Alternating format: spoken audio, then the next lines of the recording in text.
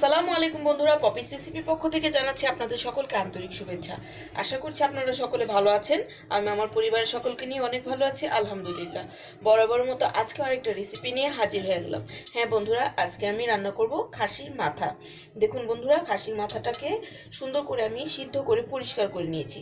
পরিষ্কার করে ভালো করে কেটে নিয়েছি। দেখুন, খাসির মাথাগুলি কিন্তু একটু হাড্ডি হাড্ডি হয়, কিন্তু এটা একটা নরম হাড্ডি, খেতে কিন্তু খুব ভালো লাগে।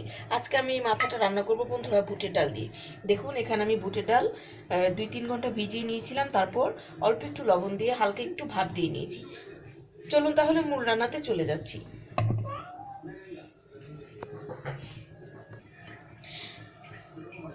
দেখুন বন্ধুরা, আমি একটা প্যান বসিয়ে দিয়েছি। আমি এতে পর্যাপ্ত পরিমাণ রান্না করার তেল দিয়ে দিয়েছি।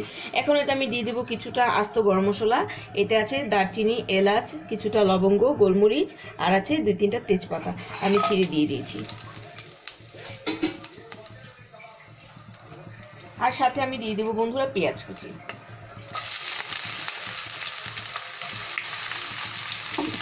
এখন পেঁয়াজটাকে একটু ভালো করে ভেজে নেব, যাতে পেঁয়াজের কাঁচা ভাবটা চলে যায়। তাহলে পেঁয়াজটাকে ভেজে নিচ্ছি। দেখুন বন্ধুরা, পেঁয়াজটা আমি কিছুক্ষণ ভেজে নিয়েছি। এ পর্যায়ে আমি এতে দিয়ে দেব পরিমাণ মতো লবণ, আর দিয়ে দেব আদা রসুনের পেস্ট। আমি এখানে 4 চামচে 3 চামচ আদা রসুনের পেস্ট দিলাম। এখন আদা রসুনের পেস্ট আমি পেঁয়াজের সাথে অল্প কিছুক্ষণ ভেজে নেব। এভাবে ভেজে নিলে সুন্দর একটা ফ্লেভার পাওয়া যায় বন্ধুরা, সুন্দর একটা স্মেল বের হয়। আমি কিছুক্ষণ ভেজে নেব আদা রসুনটাকে পেঁয়াজের সাথে।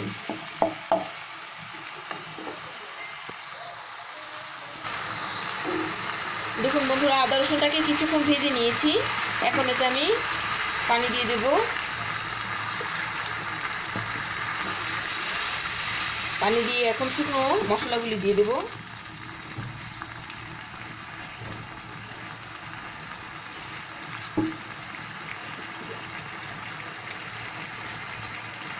হলুদ গুঁড়া,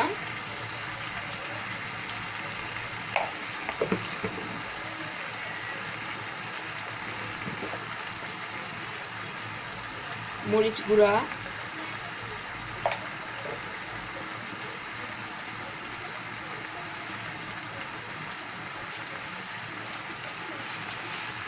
দিয়ে দেব কিছুটা ধনিয়ার গুঁড়া।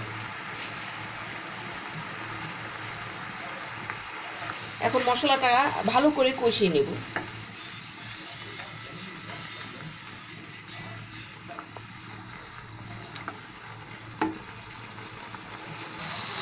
দেখুন বন্ধুরা, মশলাটা কিন্তু খুব ভালো করে কষিয়ে নিয়েছি। এই পর্যায়ে খাসির যে মাথাটা আছে সিদ্ধ করে রেখেছিলাম পরিষ্কার করে, এখন আমি খাসির মাথাটা দিয়ে দেব।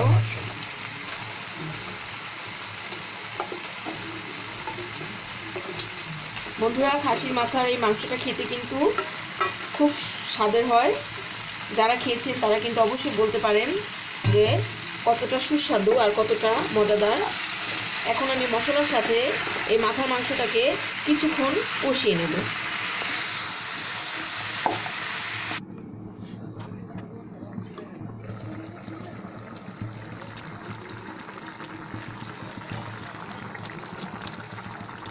দেখুন বন্ধুরা, আমি মাথার মাংসটাকে কিছুক্ষণ কষিয়ে নিয়েছি।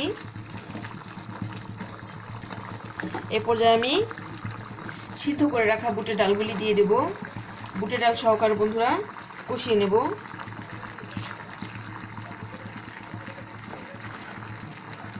ভালো করে নাড়িয়ে চাড়িয়ে মিশিয়ে দেব। একসাথে করে ডালটা আর মাথার মাংসটাকে ভালো করে কষিয়ে নেব। এই পর্যায়ে ভালো করে কষিয়ে নিলে বন্ধুরা ছাগলের মাথা মাংস থেকে যে একটা গন্ধ আসে সেই গন্ধটা কিন্তু আসবে না। আর আমি যেহেতু সিদ্ধ করে নিয়েছি, সিদ্ধ করে ভালো করে পরিষ্কার করে নিয়েছি, গন্ধটা কিন্তু আসবে না। যারা গন্ধের কারণে খান না তারা কিন্তু অবশ্যই এভাবে ট্রাই করবেন, দেখবেন কোনো রকম গন্ধ আসে না, কোনো বুঝতে পারবেন না যে এটা ছাগলের মাংস নাকি। দেখুন, খাসির মাথার মাংসটা সুন্দর করে আমি এখন ডালের সাথে ভালো করে কষিয়ে নেব।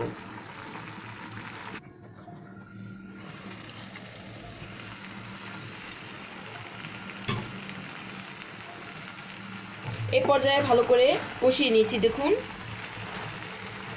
ডালটা কিন্তু প্রায় সিদ্ধ হয়ে গেছে। এ পর্যায়ে আমি ঝোলের পানিটা অ্যাড করে দেব।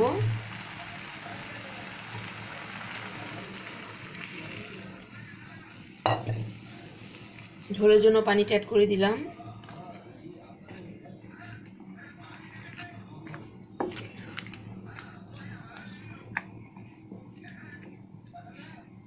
এখন কিছুটা আস্ত কাঁচামরিচ দিয়ে দিব আর ডালটা পুরো সিদ্ধ হওয়া পর্যন্ত অপেক্ষা করব।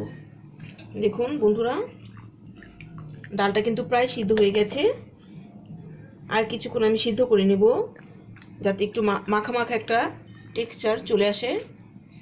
তাহলে আর কিছুক্ষণ রান্না করে তারপর আপনাদেরকে ফাইনাল লুকটা দেখাচ্ছি।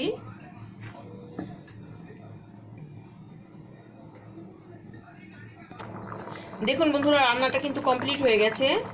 দারুণ মজার সুস্বাদু খাসির মাথার মাংস দিয়ে বুটের ডালের রেসিপিটা দেখুন ডালটা কিন্তু পুরোই সিদ্ধ হয়ে গেছে। এই পর্যায়ে বন্ধুরা আমি এতে দিয়ে দেব ভাজা জিরার গুঁড়া। ভাজা জিরার গুঁড়াটা কিন্তু অবশ্যই দিবেন বন্ধুরা, তা না হলে কিন্তু এর আসল স্বাদটা পাবেন না। ভাজা জিরার গুঁড়াটা দিলে কিন্তু দারুণ টেস্টি হয়। বন্ধুরা এই তরকারিটা আপনারা ভাত, রুটি, পরোটার সাথে খুব ভালো লাগে এই রেসিপিটা।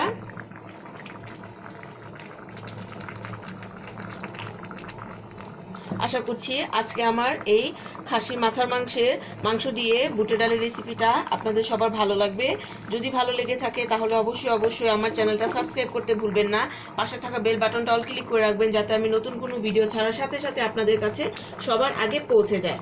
আজ তাহলে এখানেই শেষ। সবাই ভালো থাকবেন, সবাই সুস্থ থাকবেন, সবাই পপিস রেসিপির সাথে থাকবেন। আসসালামু আলাইকুম।